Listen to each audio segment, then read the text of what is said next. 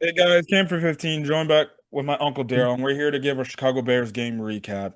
And we're doing this, mind you, the Bears are playing with 11:56 left to go in the fourth quarter. And it looks like they may score a touchdown. It's third and one. Oh, They they run the scored. ball on third and one and they get the touchdown. Where was that Yeah, in the second quarter?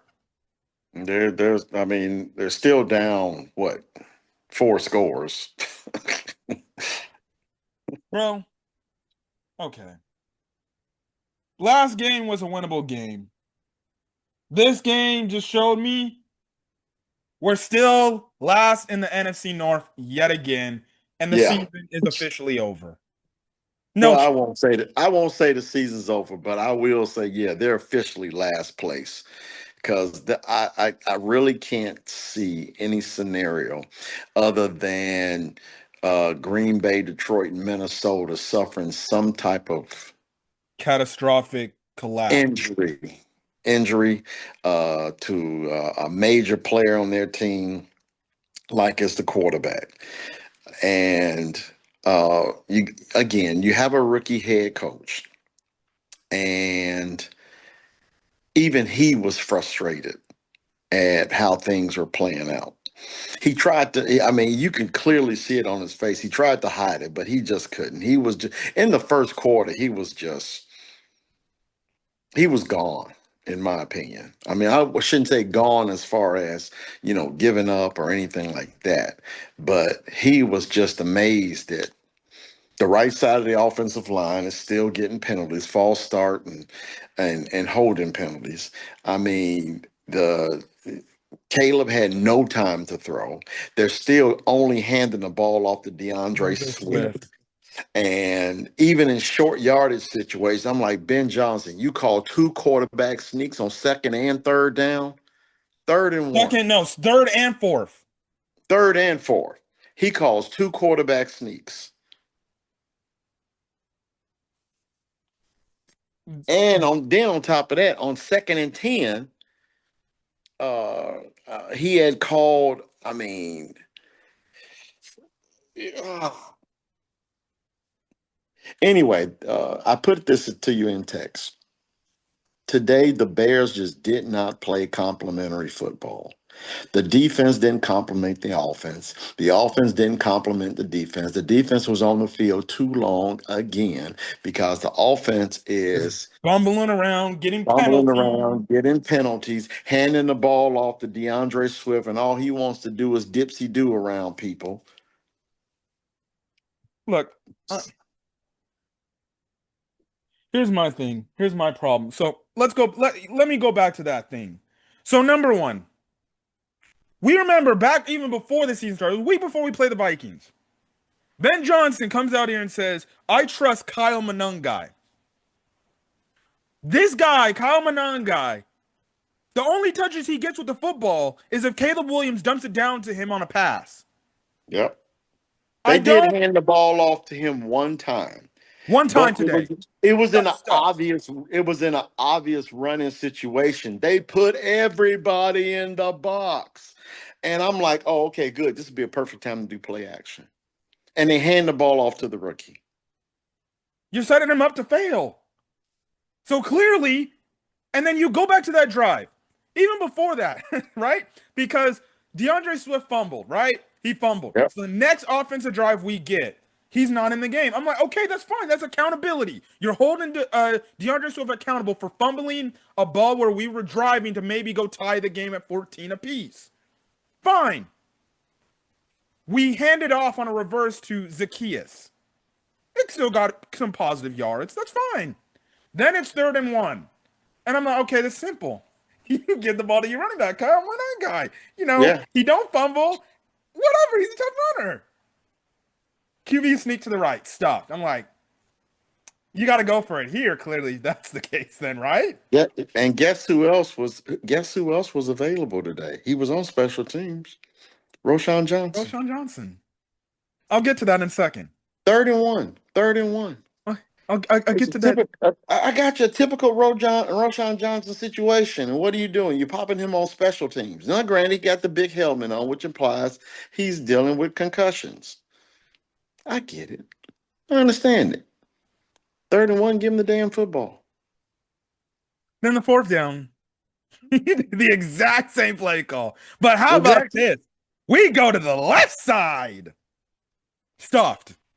And I saw that, and I'm like, that's by far the worst. That was the worst play call of the day in Ben Johnson. That was like Luke Getsy, Shane Waldron levels of play calling there. Yeah, yeah. I gotta admit, Ben Johnson has He had a bad his. day today. It was Yeah, rough. it was rough. Now I will admit, week one. I mean that 2 minute drill, that 2 minute in the to end right before the half. That bothers me. That was all Ben. And then now here it comes again. The The two referee. quarterbacks, and I get it. The referees are a part as well too. But when your play calling and your lack of complimentary football, it brings you to this situation because everybody gets frustrated. Everybody gets frustrated. Um, yeah. And last thing about the running back point. Ben Johnson can't come out here. See, this is the funny part. The media always hounding Ben Johnson about that stupid kick when in terms of not kicking it out of bounds at the end of the Vikings game. They should have been asking him, do you trust any of your other running backs other than DeAndre Swift? Because DeAndre Swift has a bulk of the carries, Kyle Monunga has one, and then Roschon Johnson has zero. What's the point in activating Roschon Johnson if you're not even going to use him as the running back? I And literally keep in said mind, last week. and keep in mind, DJ Moore's got 2 carries. Now you can add Zacchaeus as one carry too. Yeah. Legitimately, I said this last week in the game recap last week. Does Roschon Johnson have a role in the offense when it comes to running the football? Clearly not if he's not being used, and it's just DeAndre Swift and whatever receiver it is. It just goes to show me that one, you don't trust any of the running backs in the backfield outside of DeAndre Swift. Two, it shows that your GM is incompetent instead of not getting another running back in the room. I don't mean to rant. It's already week 2, and you got me ranting to the point my veins are popping out. I'm not done with the GM. The GM is getting called out today. Yeah, I gotta admit, I will tell you, if Roschon Johnson's not playing and you have no idea when he's gonna be available as a running back, then yeah, you got to go in free agency get another running back.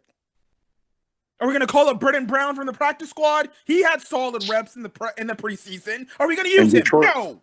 And Detroit's about to score again. That's why.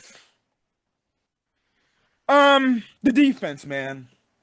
We applauded the defense for getting pressure on JJ McCarthy and the Minnesota Vikings offensive line. Now, here's one thing. The Minnesota Vikings offensive line was banged up and bruised. They didn't have any starters in. Lions had all their starters in.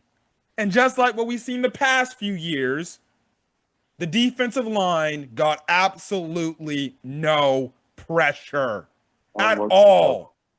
They got one really good pressure in the first quarter, or maybe it might have been the second quarter, it was the first quarter. One really good pressure.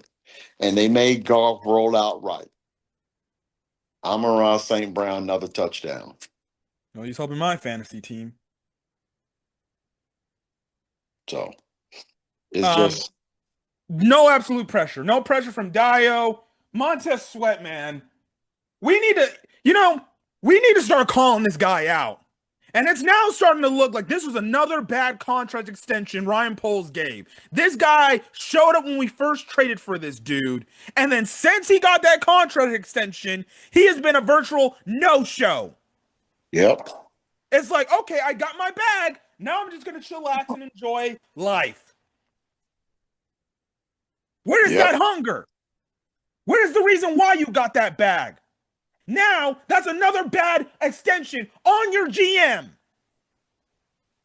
He's getting nothing pressure. I don't even hear his name. And the one time he ended up getting a sack, it was off a penalty because your cornerback can't keep his hands to the face. And that's another bad pick. Tyreek Stevenson. Oh, my God. Last year's Washington Hail Mary game has messed Tyreek Stevenson so much. This dude, every time we went man defense, where did the Lions go? Tyree Stevenson, I'm seeing him getting cooked by either Khalif Raymond or Amon-Ra St. Brown. And it wasn't even a contest. He's just getting cooked. At that point, I'm like, put in Deshaun Wright, put in Jalen Jones, put in somebody. But now you have to keep him out there because, Jalen Johnson gets hurt again. Out groin injury. He's going to be gone for the next few weeks. TJ Edwards hurt again. Hamstring. He's going to be gone for a few more weeks. This defense is terrible. Terrible. Tremaine Edmonds makes no impact. I thought when we first saw him, he was going to make an impact. The secondary, trash. If you're missing Jalen Johnson and Kyler Gordon, it's complete barbecue chicken everywhere. And the defense line, forget it. You can't get no pressure. You only stop the run and stuff the run. That's all we do.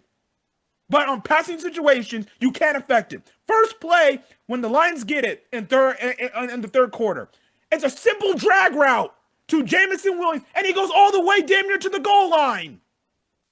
Yep. And you want to know why? Because you got no pressure to disrupt that route. And when you get no pressure, it makes your secondary look like hot garbage. And without Gordon and Johnson, you might as well say they are. I mean, they can't cover anybody, which leaves the safeties which leaves Byard and Brisker on islands. Yeah. Leaving Tyree Stevenson on an island. Yeah. I don't even think the bye week, where clearly it seems like this team needs freaking changes, more than likely where you may start sitting dudes at the bye week because they're not playing, you may not be able to do that. Well, and we always said, too, that one of the biggest keys that's always hurt the Bears is depth. Can they afford a major injury? And recent history have always shown us, and this year with Edwards, Gordon, and Johnson being down, the Bears cannot survive. They can't survive injury to one of their starters. They can't survive it. I mean, Byard is arm tackling. It was just horrible. Everybody's just arm tackling. And for me, that's lack of effort. Lack of effort. Outside of which I'll get into the GM, Ryan Poles situation. The only thing I have to rant on is that end of half situation with the referees. I don't know what the hell happened there, but Tesla was tackled inbounds. It looked like, okay, the Lions ran out of time. They're not going to get it. Elite, we're going to get into halftime 21-14 with the ball back at half. But for whatever reason, the NFL officiating is like, well, technically he was somewhat tackled out of bounds. So the only thing that happens is when he was tackled, it was 16 seconds. But because of this whole situation, they essentially said like they only get a 10-second runoff, and he was tackled in bounds, clock stops. Lions get the touchdown. And I'm just like, we literally got cheated there. What was going on there?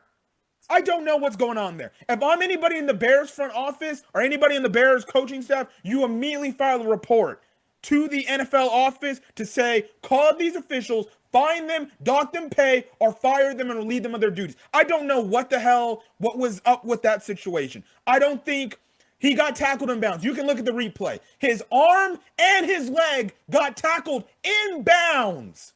And the clock should be running like the clock operator was doing. But then they're like, no. That's not supposed to happen. And you even had Mike Pereira give some BS excuse to try to save the refs in their reasoning. But it makes no sense. And that really single-handedly, again, just like with last week with the holding, I'm not going to say the officiating was the reason why we lost the game, but it changed momentum. Yeah. Because if you're looking at that, the Bears, even though they got almost driven on, you can say the Lions got way too greedy. But we got out of there. It's only 21-14. We're feeling good going into halftime. But because of that, they end up getting a touchdown to make it 28-14. Bears go into the locker room like, well, crap, here we go again. The only players that I thought played good and well are three dudes. Caleb, he felt more in structure with the offense. He was staying in the pocket. The offensive line gave him time to throw outside. He only got rushed when the game was really out of hand. And at that point, you're just going 5 wide, do whatever you can, right? That's why the Lions started to get pressure and started to sack Caleb. Yeah.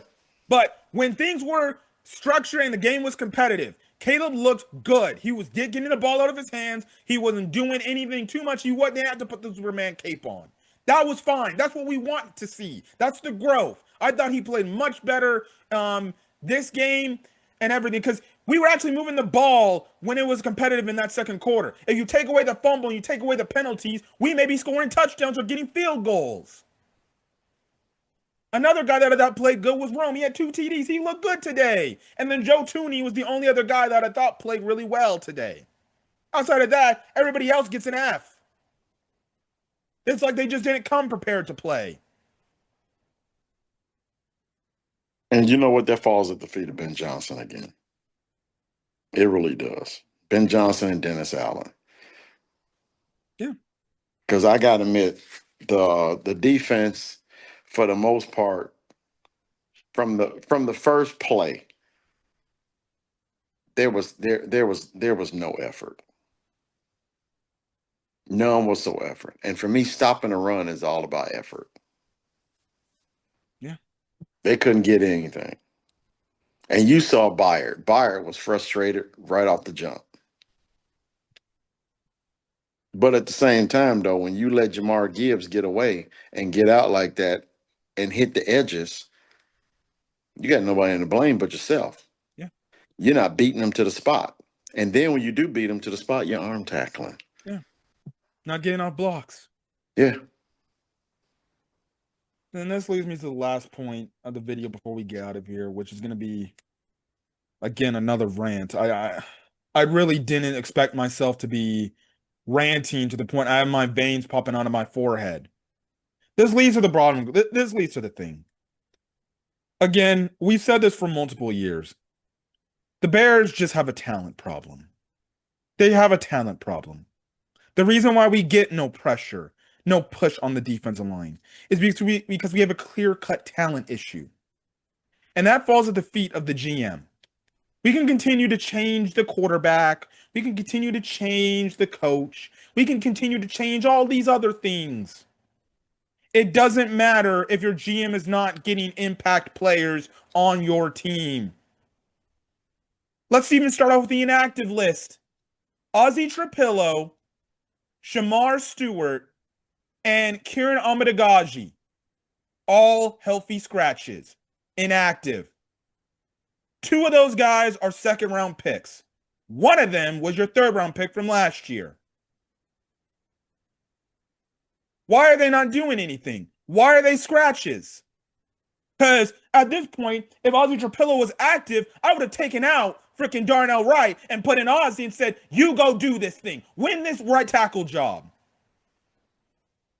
Where's Shamar Stewart? I thought he was back. I thought he was healthy. He could be a help on the defensive line right about now. Don't get me started about Kira Karan. We both said that was a messed up pick right there once it happened. All I had to see was him last year getting blown up by the Vikings to know that's a bust of a pick. Where's Booker? He's on the IR. He's on IR. He got injured in I think the second to last preseason game. So you add that. Then let's mention 2 other draft picks we had this draft. Colston Loveland and Luther Burden. I don't see no Colston Loveland involved in the offense. Not getting involved. Yet he's the 10th overall draft pick. You drafted him 10 overall. That means this is a player you have high expectations. He's going to be an impact player for you now and in the future. No impact whatsoever. I see him in the huddle, but he's not doing anything. There's no play scripted for him. Don't even get me started about Luther Burden. Doesn't even get no reps on offense. He's relegated to kickoff return. He got 1 rep, and Caleb overthrown. So now Luther Burden's just a kickoff return guy? Yep. This is what I'm talking about. We wasted... This is what I mean, and this is why Bear fans are upset of wasting draft picks on these specialty picks.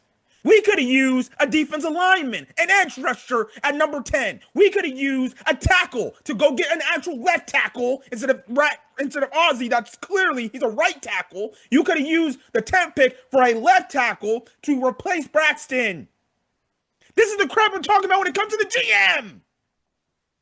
Time and time again, we've seen in this freaking era, under his watch, he has drafted relatively project guys and rarely drafts dudes that have the legit talent that stood out in college and can stand out in the NFL.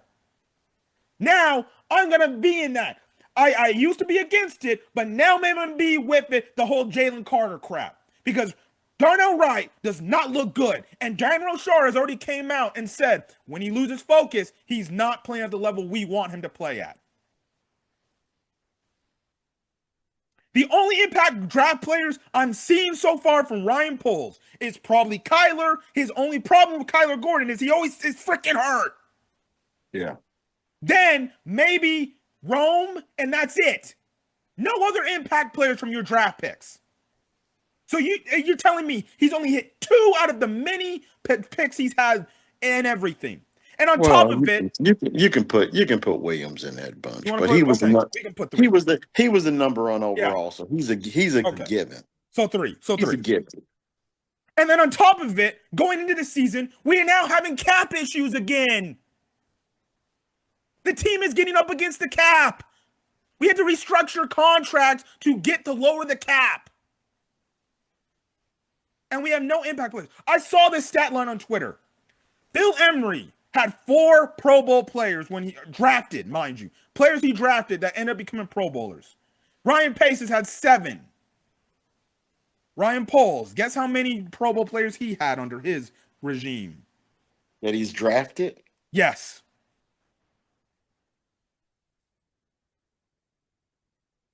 Zero.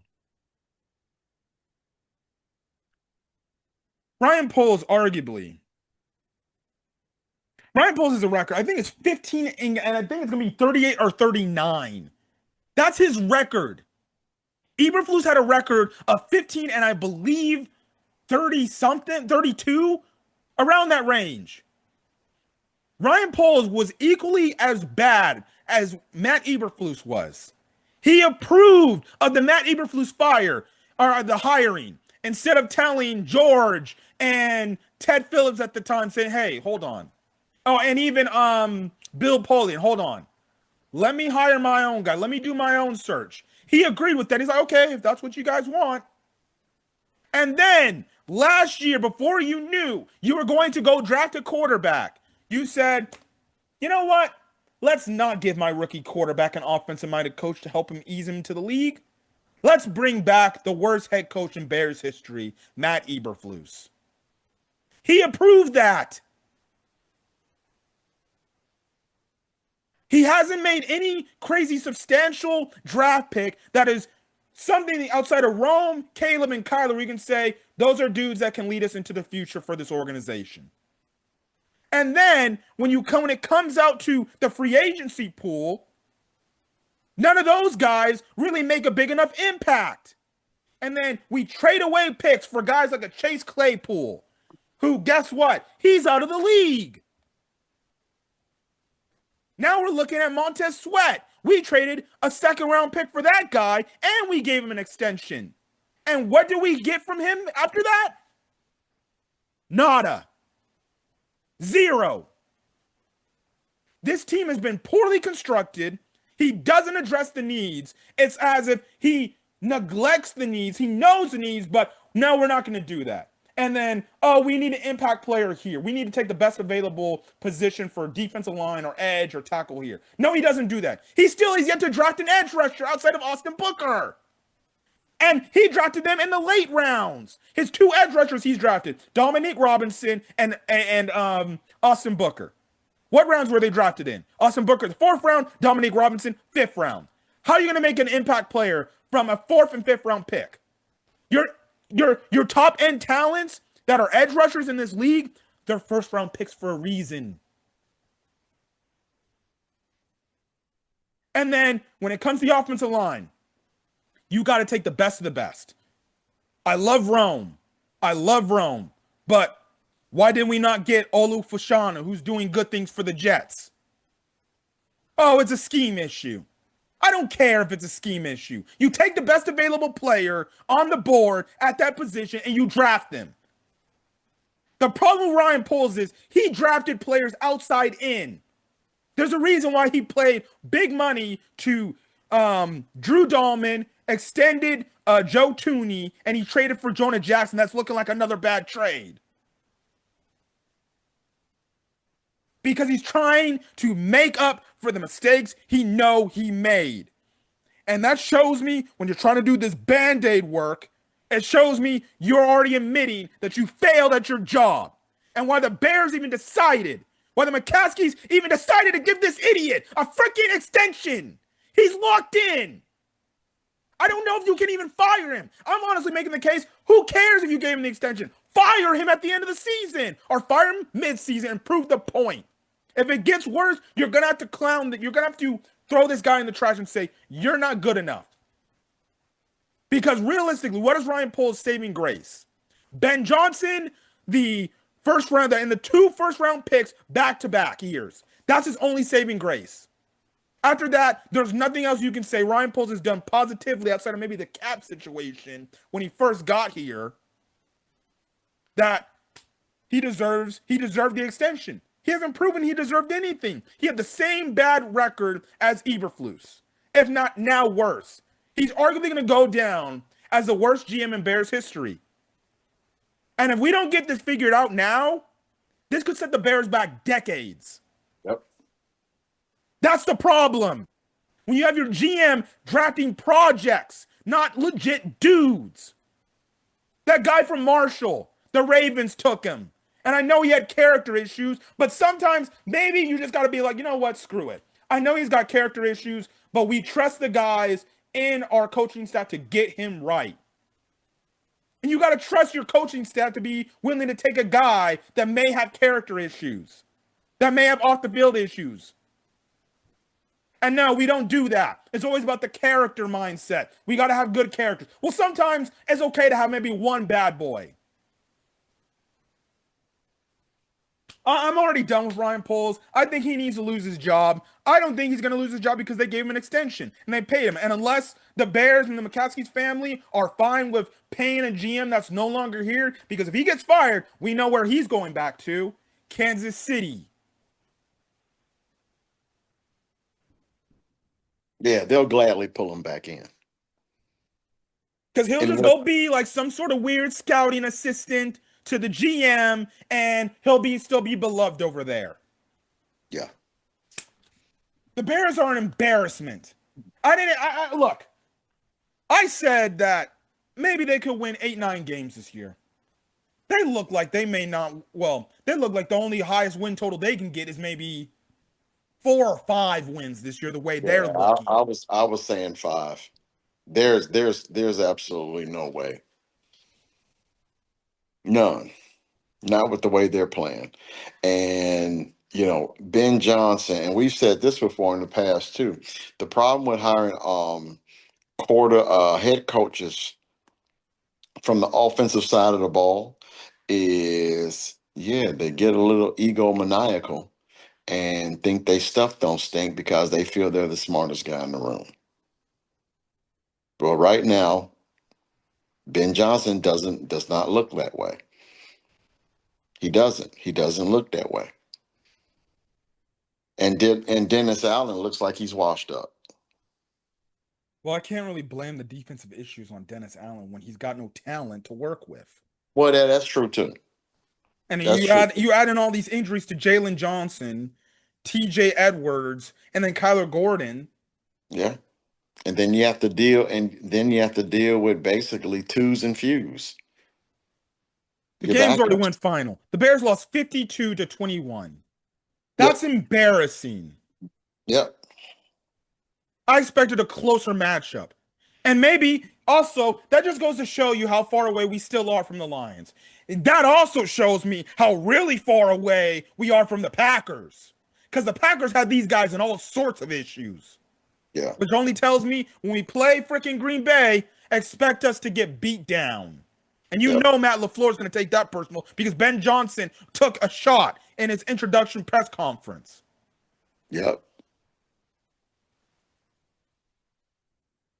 If this isn't a reality check for some of those top offices, the McCaskies, even though they don't know shit about football, if this isn't a wake up call to Kevin Warren, well, albeit he's trying to manage the stadium, if I'm Kevin Warren, I'm bringing Ryan Poles into my office immediately the next morning on Monday morning and say, if this don't get better, I don't care that you got your extension.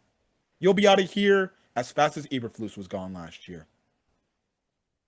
So, And keep in mind, Poles is not Warren's guy. yeah, that's why. And I still 100% believe it was Kevin Warren that convinced George to say, Eberflus ain't it. I don't care Mhm. about your mantra of not firing a coach mid-season. We're getting rid of the guy. Because guess what? Even though we're trying to build this new stadium, what can the state of Illinois say? Whether it's Arlington Heights or the city of Chicago, even though the whole plan now is to move to Arlington Heights, right? Guess what? Arlington Heights be like, why do we want to build a new stadium and help you out with that and give you some money to help out to build a stadium? Look at your shitty team. Yeah. You guys got the money to do it. You go make your own private stadium like the Broncos are doing. So if I'm Kevin Warren, I'm immediately bringing Ryan Poles first thing in the morning. Come into my office, son. This don't get better, you're gone. Yeah. I don't care that you're probably getting paid how much money for a contract extension. You're gone. And then you go bring in Ben Johnson and say, bring in your own guy that you feel like you can work with. What should have happened to begin with. They should have fired Ryan Poles after this year or after last season and said, kick rocks, we're going, we know what coach, because they knew what coach they wanted. They wanted Ben Johnson. So at that point, if you knew you wanted Ben Johnson, you should have fired Ryan Poles, said, Ben, bring your own GM to town. I don't know if Ryan Poles lives through this contract extension he got, but the way this keeps up, I don't think he will live through it. And I don't know if Kevin Warren wants to accept this. Because to Kevin Warren, he's a very prideful man and he wants to win too. And if he knows his GM is not getting the most out of these players with the guys he's drafting, he will get rid of them. He wasn't afraid to basically take control and to convince the owner to fire the head coach. I think if that's the case, George, even though he doesn't know football, he really respects Kevin Warren. And I think he would say, well, if you want feel like it's best to fire Poles, you have complete authority to do it. But that's just my thoughts. I have nothing else to say. The Yeah, Cowboys, I gotta admit, you said it all. the There's Cowboys are there's going to overtime against the Giants, a Giants team that struggled in Week 1 against the Washington Commanders. So what does that say that's going to happen for next week? Dallas versus Chicago. Where are we going to get waxed by Eberflus and Brian Schottenheimer? Apparently from tonight, it looks like that's going to be the case next week. I have all the thing to say. If it looks bad next week, I don't know if I can do another game recap till changes are made. Because this looks atrocious. When you only have 3 players, Caleb, Joe Tooney, and Rome stand out, and everybody else was complete no-show, that's just a reflection on your GM. That's a reflection on your GM. And the penalties, man, the penalties, dude, are just atrocious. Now's the point where I want Ben Johnson to start benching dudes and be like, if you're going to keep creating penalties, Ozzie, get in. Darnell, get out. Luke Newman, get in for Jonah. Jonah, you're out. That's what I'm doing if I'm the coach. But here's what they need to do. Come in tomorrow morning, be like, I'm not even going to freaking talk about what happened yesterday. I'm just going to let you all know you're all on watch alert. Y'all don't show up, you're immediately getting plugged. Now this speeds up the whole fact. If they don't show up against Dallas next week, I hope by week 4 against Las Vegas, I see new players in. You give guys Ozzie Trapillo meaningful reps if you're going to see Darnell Wright keep getting false starts, keep getting holdings. I'm going to start Luke Newman in place of Jonah Jackson because Luke Newman played really good in the preseason. And he looked really good in that final preseason game against Chiefs starters. And then you prove, like, all right, go win this job. Plain and simple. I think now, after tonight's game, this only speeds up the process of Ben Johnson looking at everybody on this roster and basically signifying, no, you're going to be gone next year. You're going to be gone next year. You're going to be gone next year. And you're going to be benched. You're going to be benched. You're going to be benched. That's only what this game tells me. Yep. Because now at that point, it's going to be like, well, clearly the guys we selected as starters, they're not good enough to do their job that we asked them to do. It's the exact same reasoning, like I said in our game prediction about Jake Moody being signed to the practice squad. It's a warning to Cairo to say, don't mess up. Because you mess up, we'll cut you. We don't care you're a captain. We'll cut you, put Jake Moody to the active roster, and even though he may not be the most accurate kicker, who cares? And it's funny, too. He kicks it out of bounds to start the game off.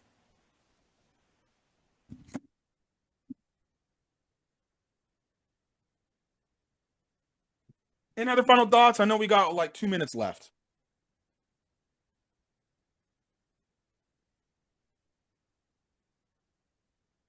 Nah, I'm good. Also, Cam Scatterbo looked good for the Giants. That's a running Yeah. back I knew we should have fucking taken. And excuse Yeah. my language. That's Yeah. the type of running back we needed. But no, we didn't want to go get him.